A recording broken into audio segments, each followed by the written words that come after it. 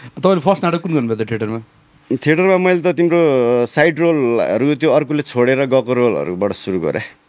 ए मैले सुनेको छु त यो के अरे कोइन्सिडेन्टली त्यो को मान्छे नआएर तपाईँलाई राखेको भनेर सुनेको थिएँ है। नआएर मान्छे नपुगेर क्या अब त्यहीँ देखिरह्यो भने त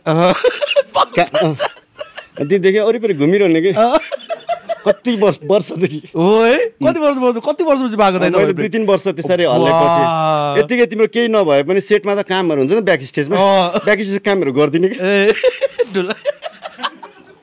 कमल दाइसँग गयो को यो के पुगेर गइरहेको छ हाम्रो सेटको गर्दा गर्दा सोध्दै देखेपछि सोध्दै गर्दा माया पलाउँछ नि, माया पलायो कि बिचरा। मैले माया पलाउन लाग्यो त्यो मेरो इन्ट्रेस्ट हो क्या, त्यो इन्ट्रेस्ट हो, त्यो मेरो इन्ट्रेस्ट हो, मेरो मेरो प्यासन रहेछ कि कसरी प्यासनले मान्छेलाई त्यो त्यहाँ लान्छ भन्ने कुरा हो कि है। अनि त्यो भएर पुगेर यस्तो देखाइदिने गर्ने होइन, खटिरहेको देखाइदिने। अरू मलाई पो टेन्सन पछि त गर्दा गर्दा अब कामै गराउनु थालिसक्यो, सलप छैन गर्छ नि भन्छ जस्तो भयो। के लिएर आइज त